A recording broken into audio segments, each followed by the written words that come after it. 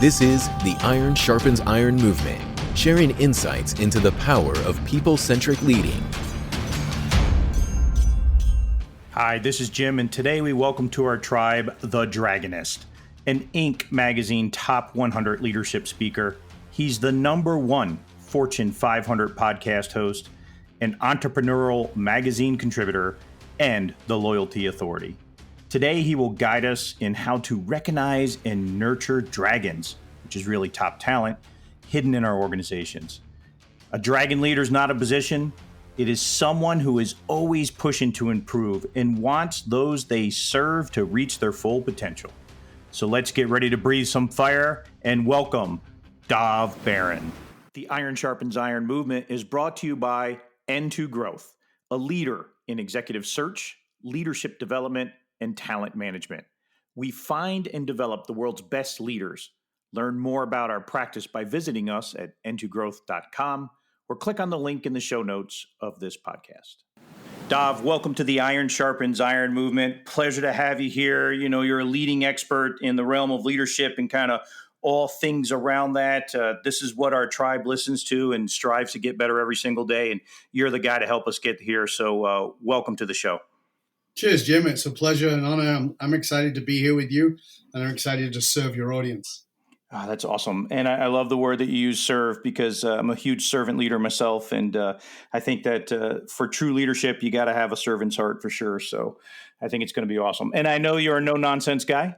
So everybody strap in because I think that's what we're going to hear today. So, you know, we'll stay relevant a little bit. You know, the recording that we're doing now is kind of, we're still in the COVID time. We're having huge social unrest here in America. And that's spreading globally also. And, you know, one of the first things I'd love to ask you, you're relatively well known on dealing with retention, and so I'd like your perspective in today's context. Here you are a business leader. It doesn't matter if you've got 5 employees or 5,000 employees. You've got this COVID pandemic where people are probably paralyzed in fear to come back to work, or even now they got this taste of not working or working from home, right? You know, maybe they want to change up their life. And then you've got this social unrest with a lot of political context underlying it and all of those things. How do you motivate your employees to come back to work and say this is the right place to be at? It's a good question. Thanks for asking. So as you may know, I write about and do videos and speak and do interviews a lot on the political climate, the political leadership, as much as I do for business leadership. And we are in what I believe is beginnings of a cultural revolution. I recently did a video called "I'm Afraid," and it said, "I'm afraid, but not of what you think. I'm afraid that the protests will stop. I'm afraid that the pressure cooker will release, and then we will just all try to go back to normal, and we will not deal with inequities that need to be dealt with the things that have been shoved under the giant rug. I'm afraid of that." I believe we're at the beginning of a cultural revolution, one we've been pushed into not just by the tensions that were created through COVID and people being sort of cooped up, but of course through the racial tension and the terrible treatment of people of color.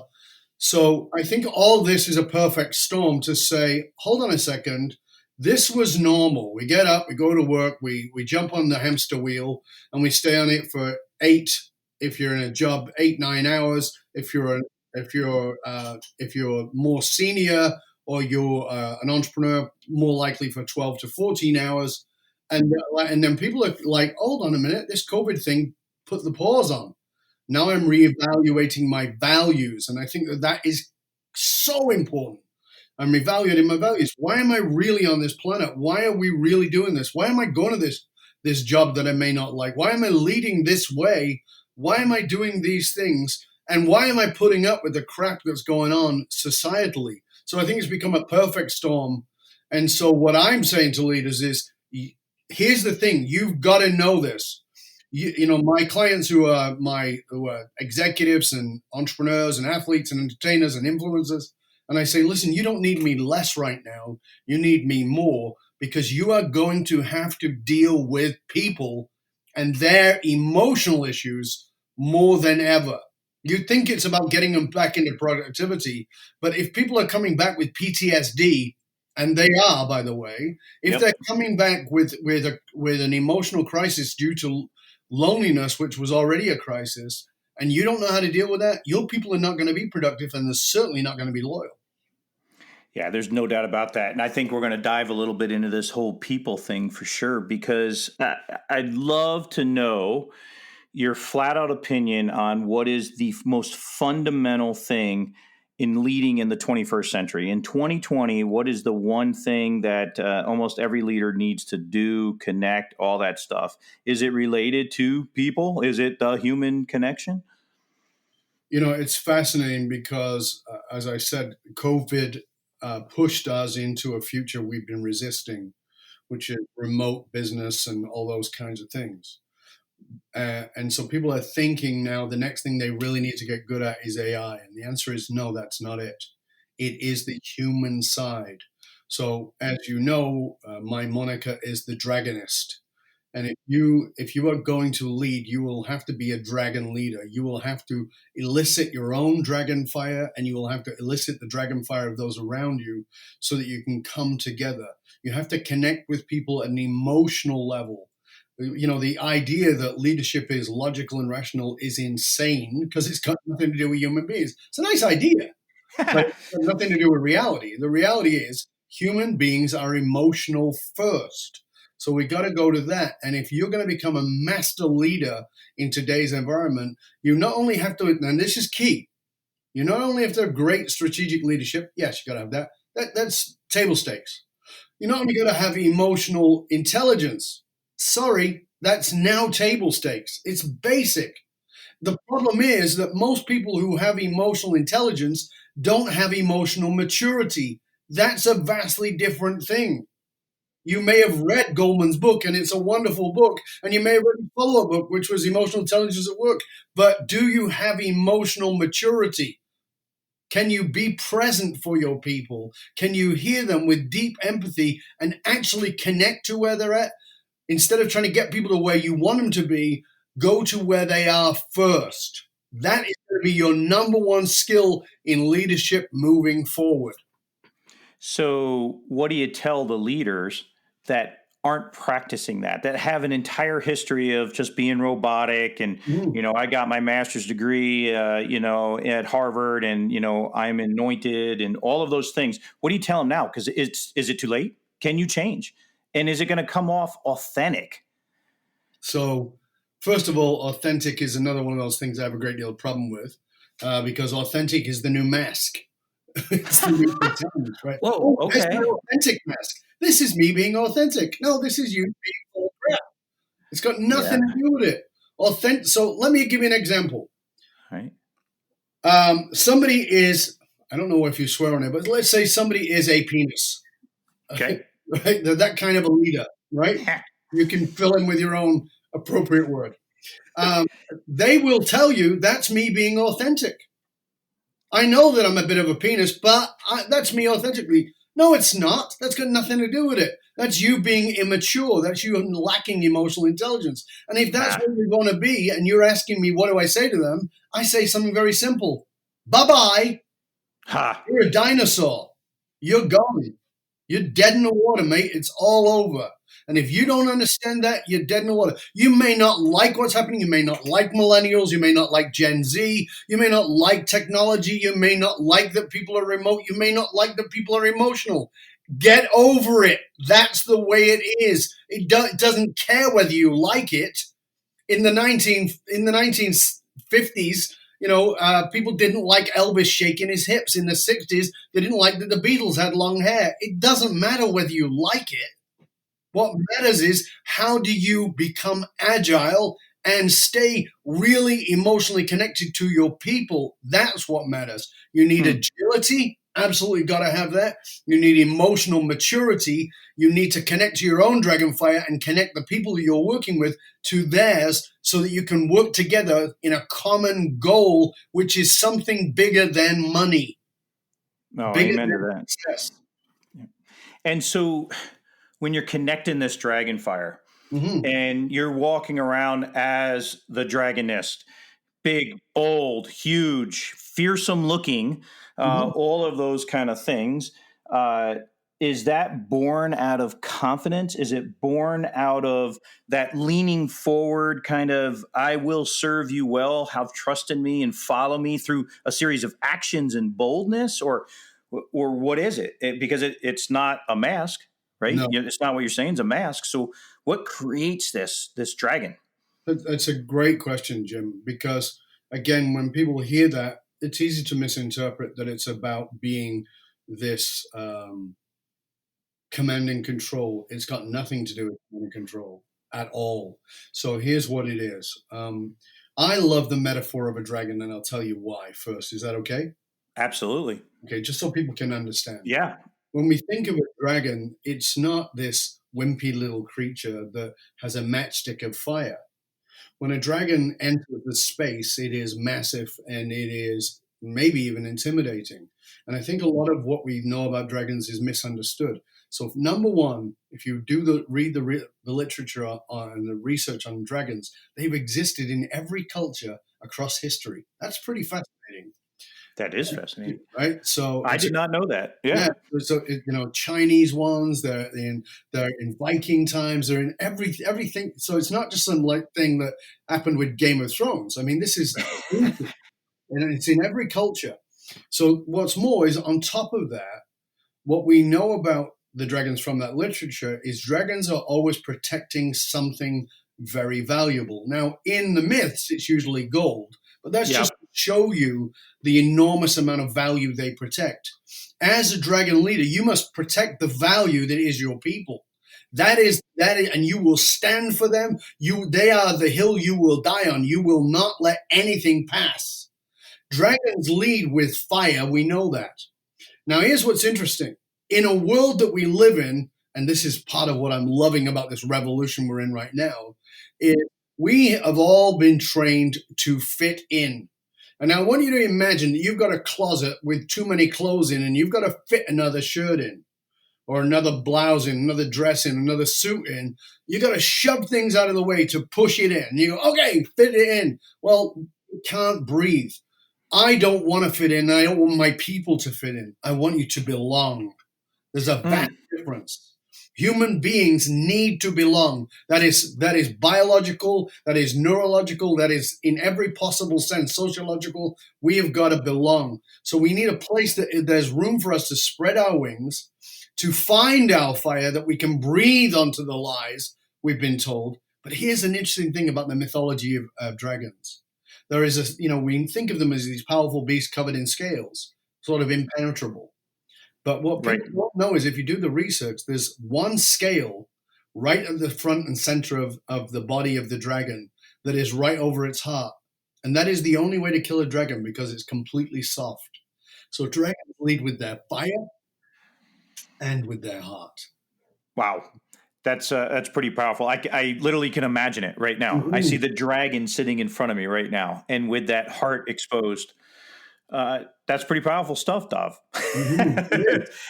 And so, when you're going out and you're talking to senior executives, and you're telling this story, and you're bringing in the dragonist story, and you're talking about the history of the dragons and scales and the open heart and the fire, do a lot of people think you're like a bullshitter? Do a lot of people are like, hey, that's a great story, but how do I answer to my shareholders tomorrow? How do I answer to the board? Because if I go and tell them, hey, I'm a dragon and look at me, they're gonna, so how do you how have you found success by looking them in the eye when you're having these conversations and making the true buy-in and see the light? But I love that. Thank you. So of course, yeah. I mean, so one of the things I want everybody to understand is this is not some new trendy cool thing to get on. Who gives a crap about those things? I don't, right? So that's not what it's about. So what I say to them is this: let's just now move into the realistic statistical evidence. So what do we know? We know that the workforce today is more dominantly millennials, meaning there's more millennials in the workforce than there is baby boomers. Now, who are millennials? just so you understand, millennials are not the kids you think they are. Millennials are now at their oldest, as we record this in 2020, they are 40 years old. They're between 20 and 40 years old. These are not kids. These are people in leadership roles. Many of them have served in the military. Many of them have served in some kind of forces, right? They've risen up through the ranks. They've become leaders. So you can't ignore these people. I don't like millennials. Shut up. You don't have a choice. If you want to be in business or you want to work with people, you're going to work with millennials. Now, let's look at the research. When I entered the workforce, I was asked, what do you want to do? And that was a 20 to 40 year career question. Yep. Millennials, it's a 4-year question, 10 times less. A career, not a job, a career is 4 years. You're going to spend 1.5 to 2 times the annual salary on training and developing your leaders, right? Training and developing your team. They are going to stay with you. Millennials are going to stay on average 1.2 to 2 years. You won't even get your money back unless you can make them loyal. So how do you make them loyal? Become a dragon leader. What does that mean? It means you listen to them, you pay attention, and you serve at the highest possible level. The dragon is always in service. The dragon looks powerful, but it's always in service. It's not saying, here's where we go. It's like, okay, there is somebody who rides that dragon, and the dragon is in service of that. So what I say is, okay, now let's look at, we've got these stats. Now let's look at this. What do we know about millennials? Well, millennials want autonomy. What does that mean? Well, remote work is a good thing for them. They like it. But on top of that, what they want is their voice to be heard. You got to get that. You got to, and when I say you got to listen, it doesn't mean you just give them a space and go, oh, yeah, put the notes in the suggestion box. No, they have to know you're really listening. And moreover, that you will act upon what it is they say. They want autonomy. They want to know their value. People will say millennials, they're so entitled. They think that they should be heard about everything. No, they just want to be heard. They just need to know that they are heard. On top of that, millennials understand something that baby boomers and Gen Xers never got. We were always looking for work-life balance. It doesn't exist. It's nonsense. And what's more is you'll walk around feeling incredibly guilty because you didn't do it. So give it up. Millennials understand something we don't. There's something called work-life blend.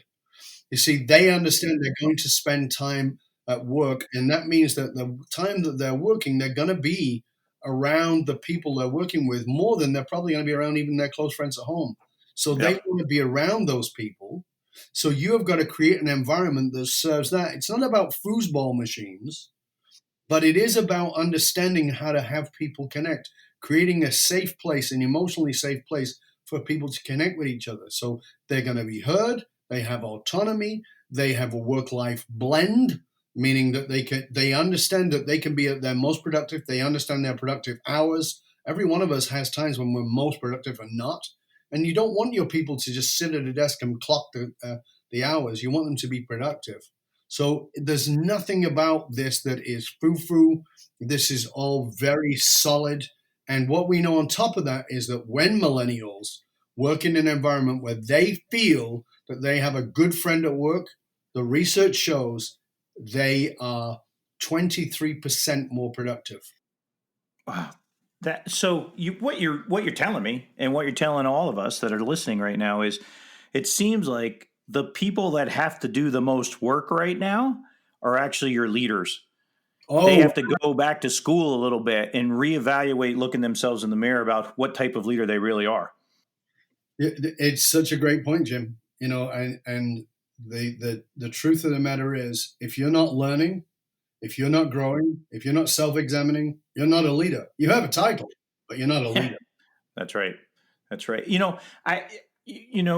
Kind of going back a little bit to you being a huge retention type person, and you've talked about how you recognize you find and you retain the right people, and this is your wheelhouse.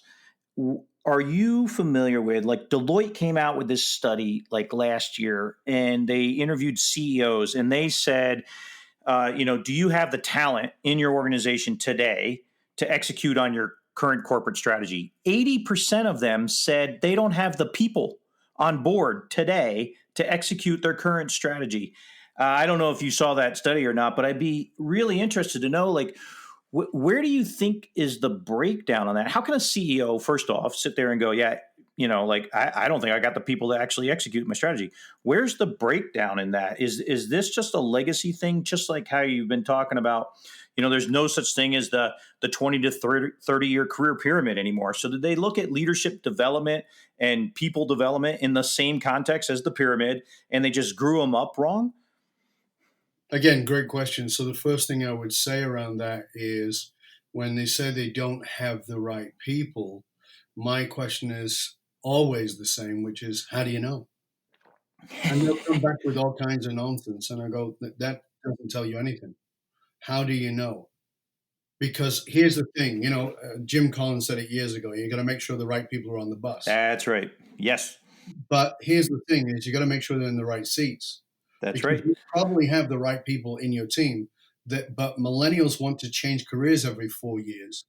And so, we've worked with many companies where they've kept their people for 6-7 years. And people are like, wow, how did you do that? Because we got them to change career while staying inside of the company. They wanted to grow, they wanted to learn, so you gave them the opportunity to do that. And where most leaders will fall down and say, we don't have the people, is because you've not presented the opportunity to your people to move outside of their silo or outside of their role. And that is vitally important. So I think it's a falsehood. I do work privately with Deloitte executives. And I'm talking about people at the very, very top, people who are paid several million a year to work in the company. And I listen to what's going on. And honest to God, it's not that they don't have the people. It's their own resistance to agility. It's their own resistance to understanding that you have got to talk to your people in a way that is not talking at them, but listening to them. I believe that no learning is lost. What I mean by that is there's all kinds of things that you and I and we have learned. You're a podcaster, mate. Let's just take that right away, right? You're a podcaster. I know you do more than that, but you're a podcaster. Now, you might not have known anything about the technology when you started. For sure. I guarantee that what you learned in the military, that mindset, the way you were taught, allowed you to learn how to be a podcaster. Two completely unrelated things become massively advantageous because no learning is lost. But we look at people in frameworks of what they've learned. So we go, these happen to military people all the time. You just go, well, you've only lived in a military world. You don't really understand what it's like in a corporate world. Now we know that many of the best consultants in the world are military guys. Oh, really? Yeah. Well, that's, I'll tell you a little secret about me.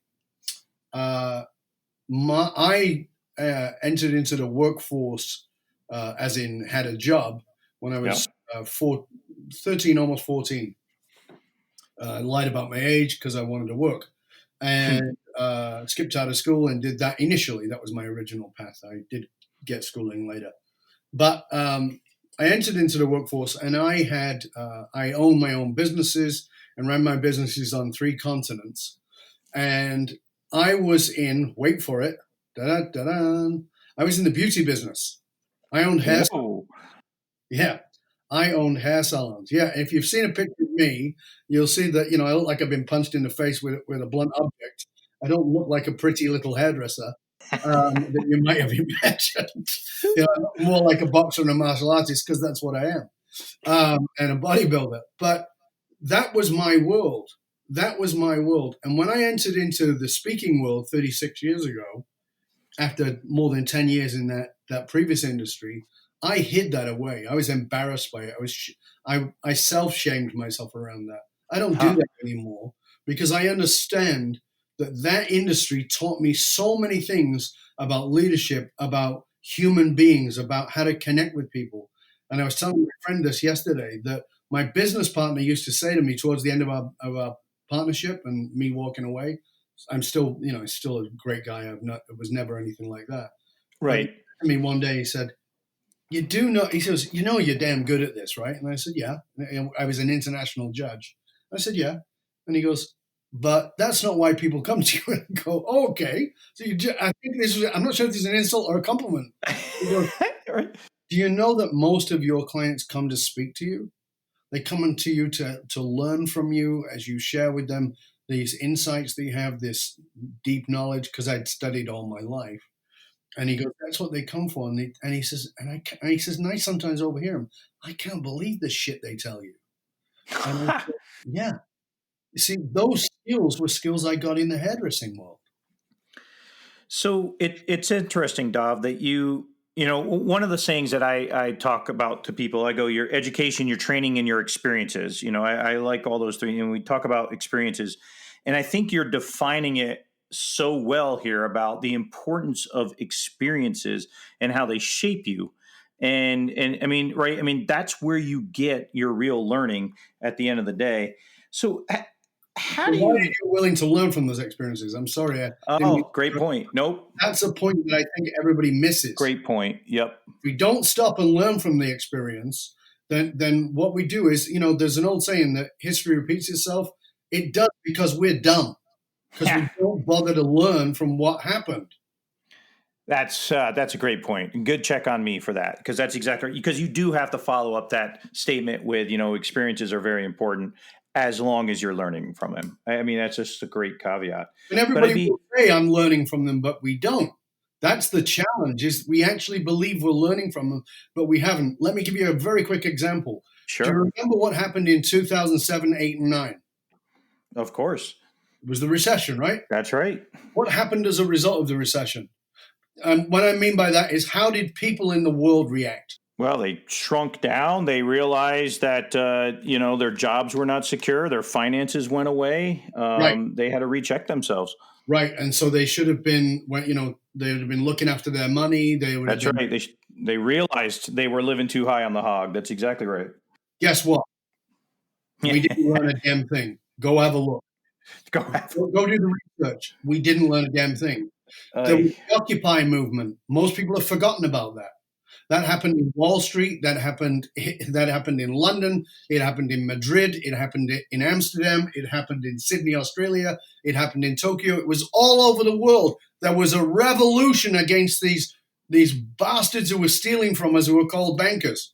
Yeah. The only country in the world that put any bankers in prison was Iceland. No one else did.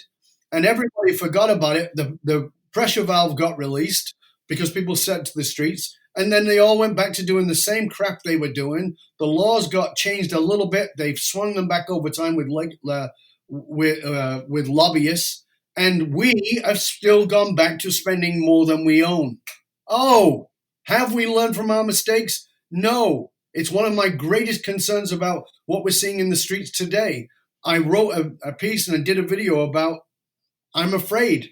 And I said, I'm afraid that things won't, they'll go back to normal. I'm afraid that people will stop protesting in the streets and forget that this matters.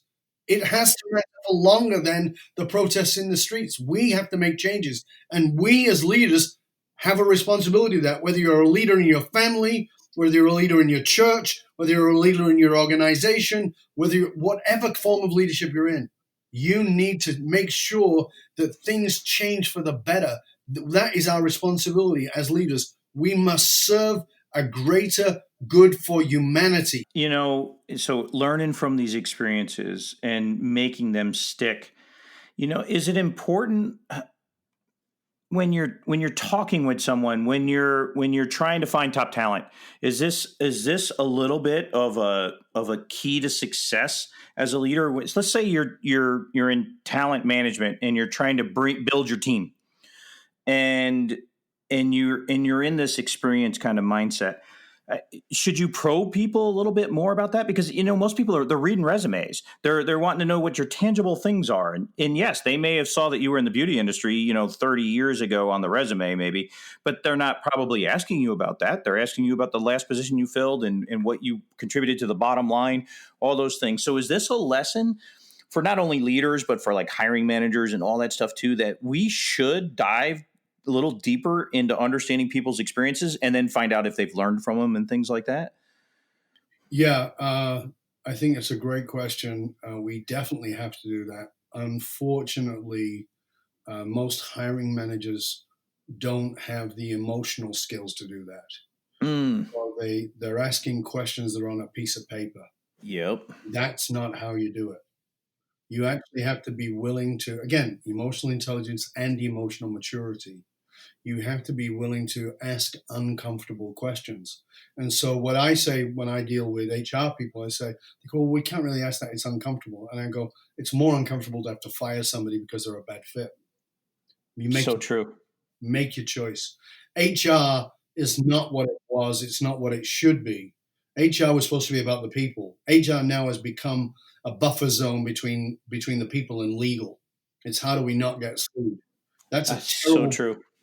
Human resources is about understanding that the humans in your company are a resource, and how are you going to take care of that resource, not how are you going to protect the resource from using lawyers against us. So we've got to become really connected. There are many companies, actually many leaders who are my private clients who run large organizations, and for their high level positions, they bring me in. What I Huh. mean is, you go through the entire interview process, then you got to meet with Dov, and you sit with Dov, could be anywhere from 20 minutes to 2 hours. We don't say, and I'm going to ask you awkward questions Ha. because I can, and I'm going to find out whether you actually learned anything or whether you're blowing smoke up the skirt of the person who's interviewing you. Because oftentimes people show up for interviews and they're actually, I compare it to dating. I don't know if you're single, Yeah. Jim. You are single? No, I am not. Okay, but can you remember being single? I remember the single days. You Right. betcha. Most of us can at least vaguely remember those. And I always say, if you remember being single, you remember this, that actually what single is about is when you go on a date, you reach out, you shake hands, and officially you say, "Hi, I'm Jim." But what you're really saying, because we're socially conditioned for it, is, "Hi, who do you want me to be?" Ha. And Yep. that's what an interview is. It's actually saying, they come in and they say, "Hi, I'm Ben, I'm Bob, I'm Susan, I'm Betty, whoever it is. Who do you want me to be?" And bad interviewers, bad HR, tell them. Don't tell them a damn thing. That's Let right. them tell you. Let people reveal themselves. They will if you give them the place. Oh, that's so true. And I mean, it's just a great technique for someone to bring someone like you in, right? Because it's the serial killer check in a way, right? You just put that mask on, but if you dig deeper, then you really know what the human is like. Yeah. And I ask philosophical questions. Huh. I ask moral questions that are almost impossible to answer without revealing yourself. I mean, I think they are impossible to answer without revealing yourself. You're Right. going to reveal yourself. And this is the greatest insight, is what's below the surface. We're looking, because when I'm doing that, I'm looking for the dragon fire. What is the real dragon fire? So one of the questions I'll ask, I can just give this one away for everybody, is, what pisses you off? Ha. You go, what do you mean? What pisses you off in the world? I'm not talking about in your job. I'm not even talking about with your friends. I'm not certainly not talking about contemporary things. You might say, well, the president pisses me off. No, that's contemporary. Well, Antifa pisses me off. No, that's contemporary. What pisses you off? What has upset you, bothered you, you've struggled with, and thought, oh my God, how do we change this in the world? All as long as you can remember what's bothered you, Ha. that you think somebody should fix. That there, I'm going to give that one to our listeners, because that there, if you take that and use that every time you interview, it'll transform your interviewing path. Now, here's the challenge. Let me take it to the next level for you. Go do Mm-hmm. it with your team. Sit around with your team, get to know them, sit at the big table or get on a Zoom with a group of you. Keep it intimate, not more than 6 people, and go around and do it. What pisses you off and why? It will blow your mind. And if you have a team full of high trust, I mean, that should be a real legitimate conversation. No Absolutely. doubt about it. Yeah. I love it. Well, Dov, I'll tell you, as we're coming up on our time here, we've been talking about humans. We've been talking about the different dynamics. We've talked about generational. We've been talking about being introspective to how we do lead and what we advocate for. I'd love, as kind of a final part of our conversation, to talk about your views on resiliency. I want to keep it from, in the human centric kind of court here, and like, what do you think are some of these important things and everything we've talked about today, right? Trying times, social pressures, sometimes being around bad environments, bad leaders, bad followers, bad peers. What are some keys in your viewpoint on being a resilient person today? What are some tips, tricks, and what you think is important, and what aren't we getting? So it's another great question, Jim. Thank you for asking. So I think that we've got to understand what resilience is. You're a military guy, and I have many military friends. And one of the things we talk about is that people think resilience is grit. And grit's something that's been attached to the military people. But every military person I know hates that word, because one of the things they'll say is everybody's got grit until they don't. Right? So true. Yes, that is very true. It doesn't mean you lack courage. It doesn't mean you lack determination. It doesn't mean you lack discipline. It means you've got it till you don't. That's it. Got it till you So don't. when we talk about resilience, number one thing in resilience is emotional resilience. And you know what's at the top of emotional resilience? What's that? Willingness to learn from my experience. Exactly what we talked about. Rewind 10 minutes. Yes. The willingness to learn. Now, people say, well, okay, I got that. How do I do that? Here's the answer. 2 C's.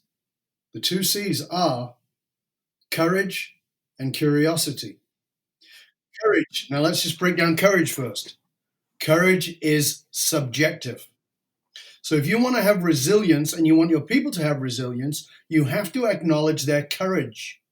You want them to have more courage and be more resilient. Acknowledge the courage they have. Oh, but they only did this. It's no big deal. No, it's no big deal for you. Right. It doesn't mean it's no big deal for them. If I was to organize my filing cabinet, that would take courage from me. Right. For me, stepping out on a stage to speak to several thousand people doesn't particularly take courage from me. I've done it thousands of times. Yeah. So it's subjective courage. So courage is subjective. Remember that. Just because it's easy for you doesn't mean it's easy for somebody else. And ask and find out and recognize and validate courage. That's number one. Ownership of your fear is part of that. That's part of the courage. So listen, I'm about to need an adult diaper, but I'm going to do this anyway. Fantastic. That's courage. Right? So we've got to own the courage, we've got to respond to the courage, and we've got to validate that courage is subjective. Then part of that resilience, so that we can learn from our experiences, is curiosity. And so few people, I think, I have a show, I have 2 podcasts. One is called the Leadership and Loyalty Podcast. Mm-hmm. Number 1 podcast in the world for Fortune 500 listeners. But I have another one that's called Curiosity Bites. And that show came about because I was speaking at the UN with a friend of mine who was actually the head of the neo-Nazi movement in Canada, who's become a very dear friend because I de-radicalized him. And we went to speak at the UN about that. And they asked, one of the questions they asked is, how do we bring people together who can't, who are so different? How do we bring them together? And I gave answers. I gave great answers, which were, greater levels of communication, how to communicate, blah, blah, blah. I said all kinds of great, but I felt disappointed. I felt disappointed in myself. I felt like I hadn't given enough. And so I went away and really thought about that. And I realized I'd actually knew the answer because it was the sign-off for my podcast, Leadership and Loyalty. And at the end of the show, I say, stay curious, my friend, stay curious. Curiosity is the key. We don't learn without curiosity. And curiosity is not to get to a black, white, yes, no, right, wrong answer. Curiosity is about staying in the depth of learning. So when we ask a question, and this is, again, another distinction. When we ask a question, we're looking for an answer. But when we get curiosity, when we become curious, we're looking to learn. We're looking to understand. That's different than get an answer. Yeah, man. I'll tell you, Dov, that right there is a foot stomper. That's beautiful. That needs to be on a bumper sticker right there. Thank you. That's impactful. That's exactly correct. And man, wow, I'm taking notes. Look at that. I'm taking notes. That's an important foot stopper for sure. I am on it. So, Dov, I know we're up against time on this, and so we can't thank you enough for being in the tribe today and spreading your wisdom and just being very upfront about what some people would perceive as very obvious things to talk about. But man, they're they're complicated things when you break them down, but yet simplistic, right? You just have to execute on these things. You have to do. You're an action person, right? And it's about performing and doing and all of those kind of things. But you just brought up something there, Jim, that I think is important for everybody to realize. Even in that language pattern you just used, it's very common because it says, well, it doesn't really matter. When we say, oh, it's simple, then we say it doesn't matter. That's not true. So here's what I want everybody to understand. The difference between greatness and mediocrity is a single monolithic meaning. The single monolithic meaning you bring to something. You go, oh yeah, okay, that makes sense. No, it doesn't. You don't know what it means. Dig in. This is not easy. Here's what you need to understand. The toughest work you'll ever do is on the soft skills. Yeah. Your new bottom line as a leader is the soft skills. If you don't develop those and you make any of this, well, that's for HR. You're dead in the water. Bye-bye. It's over. You are the latest dinosaur. The comet has come and it's called millennials, and you are extinct. You have to develop those human skills first and foremost. And here's the thing. There is no there. I've been doing this as a teacher and speaker for 36 years. I'm not there. I've been studying this since I was a little boy, since I was 7. I'm not there. There is no there. Get better at it. And if you, in any part of you, goes, well, that's easy and I'll just pass that over, you are a coward. Grab a pair, step up. And when I say a pair, I'm talking about gonads, because ladies have gonads too, right? You got to step up and step into what is really uncomfortable, because get comfortable being uncomfortable means in the emotional space that you have minimized, which is where everything happens. It's where you transform your people. It's where you transform your organization. It's where you create fierce loyalty. You must breathe your fire onto the lies that you tell yourself first. There is no there.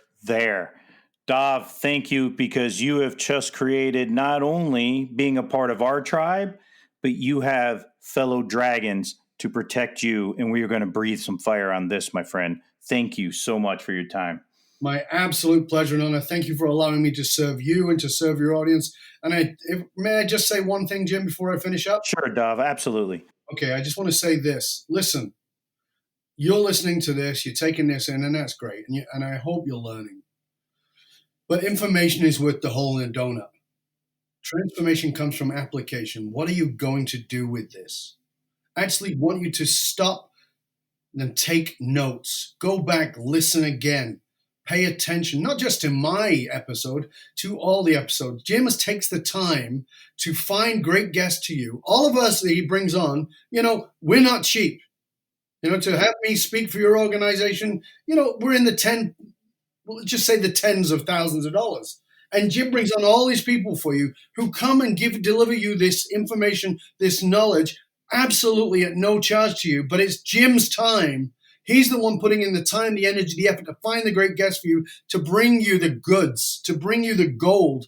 Treat it with respect. Share this podcast. And by that, I don't just mean my episode. Share this Iron Sharpens Iron podcast with others. Share it with others. Go on the platforms. Rate, review, subscribe. Share it with other people. Write to Jim. Tell him what you got out of the show. You can write to me. My personal email is dov@dovbaron.com. Very easy. dov@dovbaron.com. Tell me what you got out of it. Tell Jim what you got out of it. Tell us what you're going to do with it. And if I can be of service to you, reach out to me. I'm here to serve. That's why I'm on the planet. But you got to appreciate this guy bringing you the gold here. Thank you, Dov. You got me with goosebumps, so I appreciate it. Fantastic words. And again, we're all better for knowing you today. So thanks again. Thank you, my friend. Thanks for joining our leadership movement this week. Talking to Dov today about what it takes in today's world to truly lead, and more importantly, serve those around you to make each other better every single day. Truly inspiring, and I got to tell you, this podcast was on fire. Thanks again, Dov. You really got me really stoked to serve all those around me. Don't forget, though, that our show notes are posted on the website with key leader takeaways and suggested action plans. Be sure to subscribe and tell a friend so we can continue to build the tribe. Join our Facebook group to get even more behind-the-scenes action and exclusive content for leaders. So until next time, remember that iron sharpens iron. Make yourself and others around you better every single day.